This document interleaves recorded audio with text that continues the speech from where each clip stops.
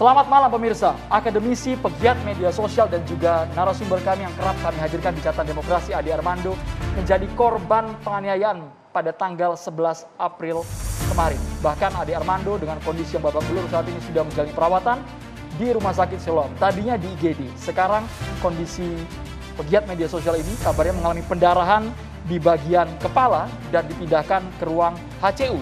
Ya, kita semua sepakat bahwa tidak ada yang namanya kekerasan dalam menyampaikan aspirasi maupun dalam sebuah aksi. Adakah kemudian kekerasan dalam ruang demokrasi kita? Dan juga ada apa dengan Ade Armando? Kita akan bahas hal ini bersama dengan sejumlah narasumber kami dalam Catatan Demokrasi. Kembali ke tanggal 11 April, di mana sangat miris sekali insiden penganiayaan yang dialami oleh Ade Armando yang saat itu padahal momennya sedang diwawancara oleh wartawan, kemudian selang sekitar 1 jam terjadi pengeroyokan di sana oleh sekelompok orang yang tidak dikenal dan dipastikan kabarnya bukan mahasiswa. Bukan mahasiswa, dan ini sudah ditegaskan oleh pihak kepolisian. Kejadian ini kemarin juga menyita sejumlah perhatian, bahkan kita tahu bersama ada tayangan di mana Ade Armando ini kemudian dibopong begitu ya dengan sejumlah polisi masuk, diamankan, dievakuasi ke dalam gedung DPR MPR Senayan. Kondisi sudah kita blur ya, pemirsa berikut ini. Munafik, pengkhianat, penjilat. Sadar kamu, sadar. Sadar bulan puasa.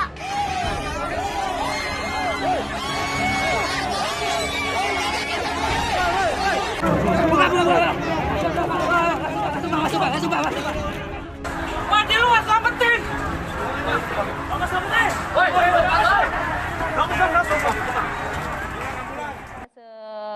Kelompok-kelompok lain yang berada di lokasi. Sebelum penganiayaan tadi terjadi, Anda sempat mendengar mungkin sempat terjadi adu mulut antara Ade Armando dengan emak-emak yang ada di lokasi. Tapi untuk kepastian apa sebenarnya motif dari pelaku ini masih diidentifikasi oleh pihak kepolisian. Karena sekarang kabarnya ada 6 tersangka yang diamankan, baik itu di Jonggol, kemudian di Bekasi. Namun kita masih menunggu rilis dari polisi seperti apa.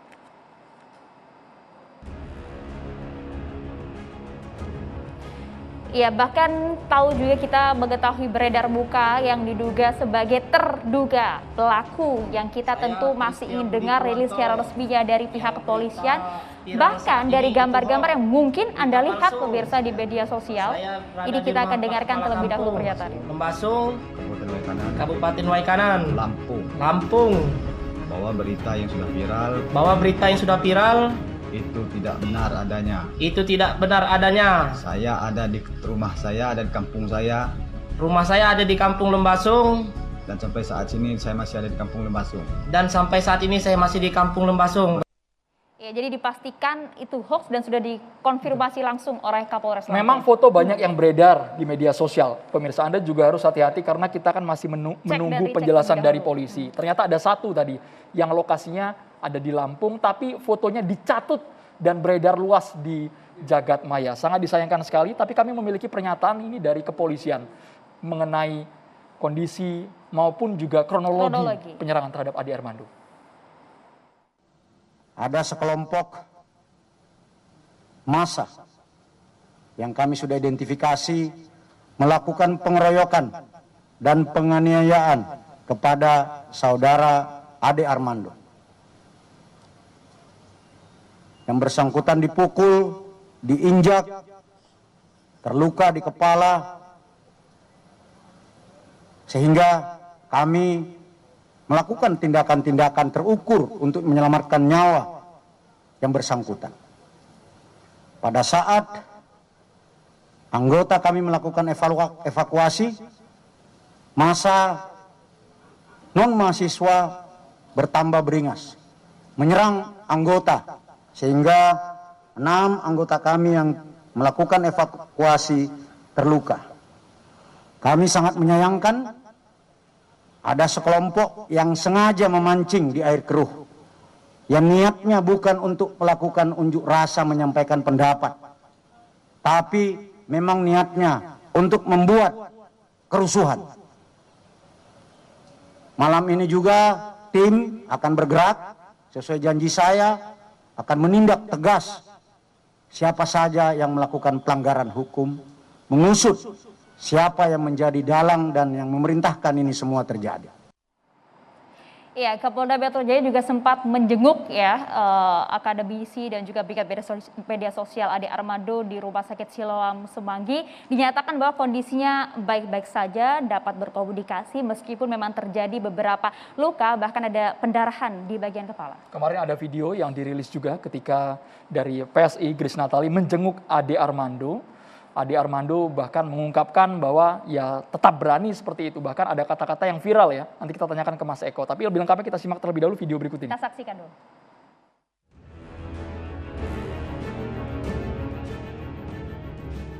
Halo, sehat.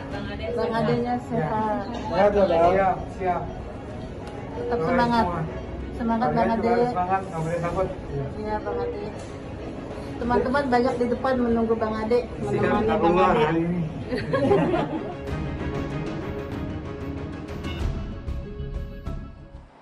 Ya, itu kondisi pada hari kemarin, bagaimanakah kondisinya saat ini, dan juga kita akan bahas hal ini langsung bersama dengan sejumlah narasumber kami yang sudah berada di meja catatan demokrasi. Kami perkenalkan satu persatu, ada Bang Novel Bamukmin, Wasekjen PA 212. Assalamualaikum, selamat malam Bang.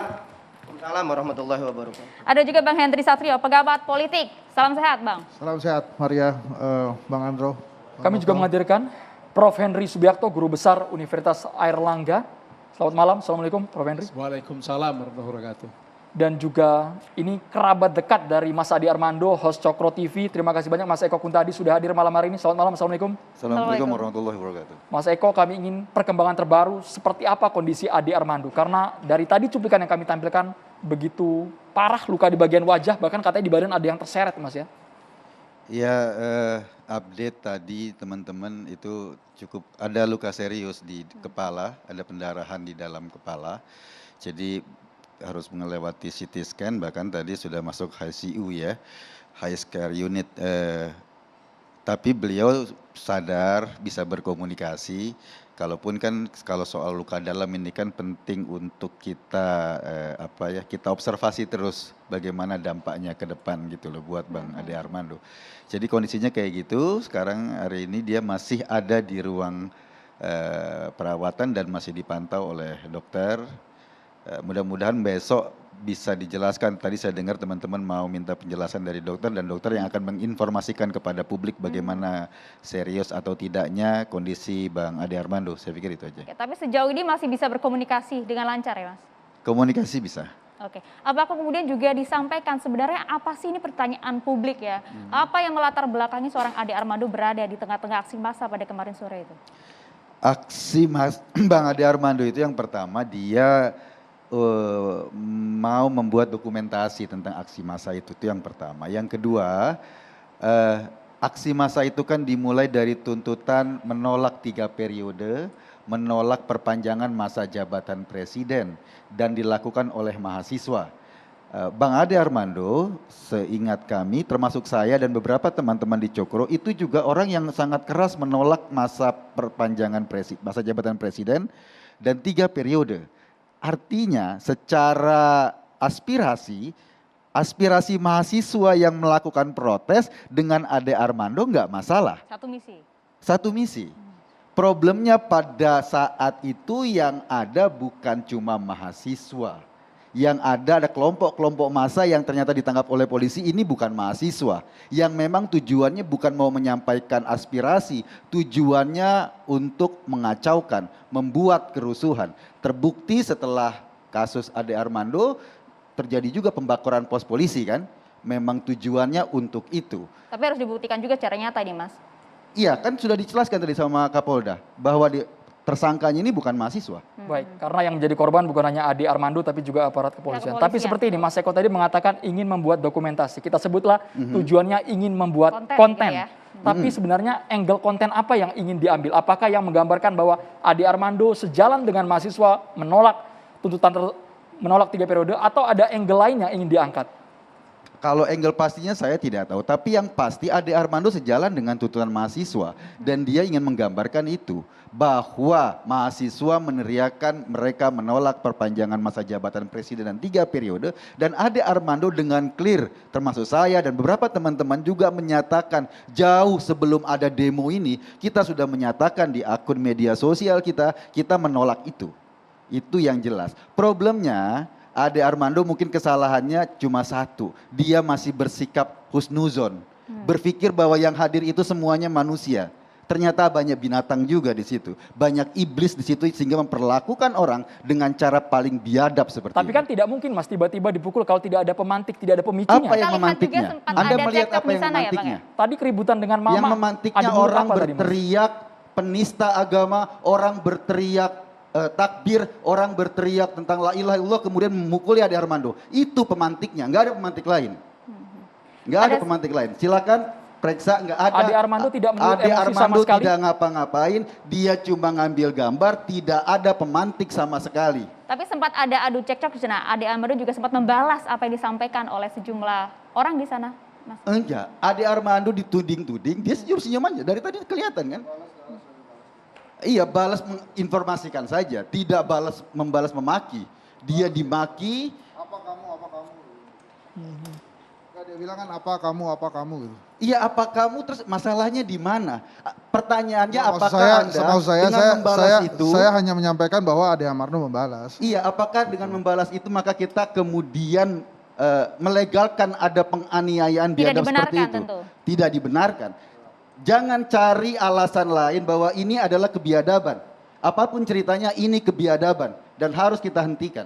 Oke, Ini Mas sendirian Eko. atau ada kru lain Mas Ade Armando ini? Ada berempat. Maksud kami kan kru lain yang hadir ini kan bisa menjelaskan secara rinci apa sih sebenarnya kok tiba tega sekali. Bukan hanya memukuli tapi Ya, juga memang menelanjangi diprovokasi. kan? Anda Sempat melerai juga ya? Sebelum kejadian sudah ada beberapa orang di foto ini di belakang Ade Armando, silakan demonstran ke sini. Itu sudah provokasi. Sudah diamankan juga oleh pihak kepolisian. Oh iya, dan sudah ada beredar di publik. Artinya ini bukan tiba-tiba bahwa seletus begitu saja, sudah ada provokasi. Oke. Artinya memang sejalan dengan apa yang ingin diaspirasikan dengan mahasiswa. Tapi ada salah satu jejak digital, Mas Eko. Ini salah satu di salah satu akun media sosial. Dalam postingan itu, Bang Ade kalau boleh saya bacakan sempat menulis, BEM seluruh Indonesia akan gelar demo turunkan Jokowi 11 April. Apa nggak haus ya? Nggak lapar ya? Atau memang tidak puasa? Dan ini tapi kemudian betul tidak ditulis secara langsung oleh Bang Ade Armando. Ya, bahkan pada saat di lokasi kan Bang Ade juga hadir. Isu yang pertama itu, Ade saya yakin nggak setuju BEM mau turunkan Jokowi. Ade Armando saya yakin nggak setuju, makanya dia mengkritisi itu. Karena isu yang pertama kan kita tahu, isunya adalah demonstrasi untuk turunkan Jokowi. Itu isunya dan itu dikritisi oleh Ade Armando. Tapi dipertanyakan kehadiran masa itu di lokasi. Karena kan kemudian isunya berubah, BEM menyatakan demo ini bukan untuk menurunkan presiden. Kan itu, isunya berubah kan, yang tadinya ke istana pindah ke DPR. Kan isunya berubah. Tapi secara hitung-hitungan Mas, kita tahu bahwa sosok Ade Armando ini pernyataannya kontroversial Mas ya. Sering memang di media sosial ada yang pro dan kontra, kritikan, hujatan itu hal yang biasa. Tapi apakah tidak bisa memperhitungkan ketika datang di kerumunan banyak orang-orang yang mungkin dianggap berseberangan selama ini bakal menyerang Ade Armando. Itu loh, Pak. Problem itu tadi Ade Armando husnuzon bahwa yang ada di situ semua manusia. Dia nggak nyangka bahwa di situ ada iblis, ada setan, ada binatang yang bisa memperlakukan orang sembarangan. Itu problemnya. Tapi Ade tahu itu kelompok siapa yang menyerangnya? Sudah sempat komunikasi ke sana? Kira-kira siapakah mereka? Yang pasti bukan mahasiswa. Dan itu sudah dijelaskan. Jadi tidak hanya Ade Armando saja, tapi informasinya sempat juga ada yang hadir langsung ke lokasi. Ada Bang Hendri Satrio juga. Nanti kita akan coba tanya-tanya juga. Tapi usai jeda ya, Bang Herdi, Bang Novel, dan juga Prof. Kita akan hadir usai jeda sesaat lagi untuk Anda.